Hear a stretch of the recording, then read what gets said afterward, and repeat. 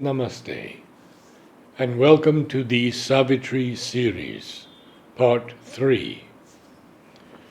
We continue with the Mother's words on Savitri, for she unveils in such clarity and precision the truth of Savitri and its significance for the world and human evolution. The following has been written by the Mother at the beginning of a notebook containing quotations from Sri Aurobindo's Savitri. Some extracts from Savitri, that marvelous prophetic poem which will be humanity's guide towards its future realization. 27 November 1963. Recalled and written from memory by a sadhak. Savitri alone is sufficient to make you climb to the highest peaks. If truly one knows how to meditate on Savitri, one will receive all the help one needs. For him who wishes to follow this path, it is a concrete help, as though the Lord Himself were taking you by the hand and leading you to the destined goal. And then every question, however personal it may be, has its answer here.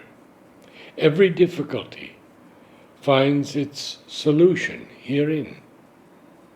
Indeed, there is everything that is necessary for doing the yoga. Recalled and written from memory by a sadhak. He has crammed the whole universe in a single book. It is a marvelous work, magnificent, and of an incomparable perfection.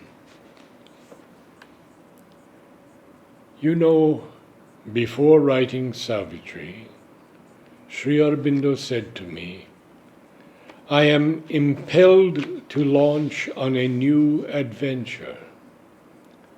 I was hesitant in the beginning, but now I decided. Still, I do not know how far I shall succeed. I pray for help. And you know what it was? I warn you in advance. It was his way of speaking, so full of humility and divine modesty. He never asserted himself. And the day he actually began it, he told me, "I have launched myself in a rudderless boat upon the vastness of the infinite." And once having started, he wrote page by page, without intermission, as though it were a thing already complete up there, and he had only to transcribe it in ink down here on these pages. In truth, the entire form of Savitri has descended en masse from the highest regions, and Sri Aurobindo, with his genius, only arranged the lines in a superb and magnificent style. Sometimes entire lines were revealed, and he has left them intact. He worked hard untiringly, so that the inspiration could come from the highest possible summit. And what a work he has created! Yes, it is a true creation in itself. It is an unequaled work. Everything is there. And it is put in such a simple, such a clear form. Verses perfectly harmonious, limpid, and eternally true. My child, I have read so many things, but I have never come across anything which could be compared with Savitri. I have studied the best works in Greek, Latin, English, and of course in French literature, also in German, and all the great creations of the West and the East, including the great epics. But I repeat it, I have not found anywhere anything comparable with Savitri. All these literary works seem to me empty, flat, hollow, without any deep reality, apart from a few rare exceptions. And these too represent only a small fraction of what Savitri is. What grandeur, what amplitude, what reality! It is something immortal and eternal he has created. I tell you once again, there is nothing like it in the whole world. Even if one puts aside the vision of the reality, that is, the essential substance, which is the heart of the inspiration, and considers only the lines in themselves, one will find them unique, of the highest classical kind.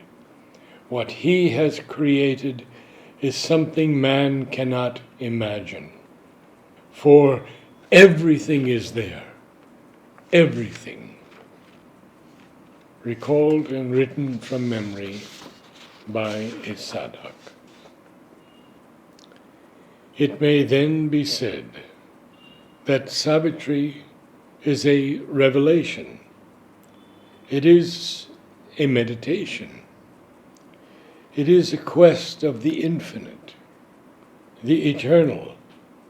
If it is read with this aspiration for immortality, to read Savitri is indeed to practice yoga, spiritual concentration. One can find there all that is needed to realize the divine. Each step of yoga is noted here, including the secret of all other yogas. Surely, if one sincerely follows what is revealed here, in each line, one will reach finally the transformation of the supramental yoga. It is truly the infallible guide who never abandons you. Its support is always there for him who wants to follow the path. Each verse of Savitri is like a revealed mantra which surpasses all that man possessed by way of knowledge. And I repeat this.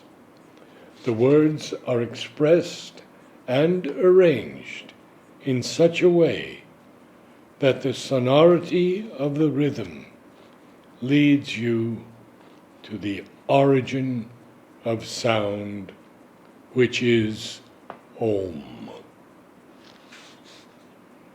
Recalled and written from memory by Savitri. Namaste.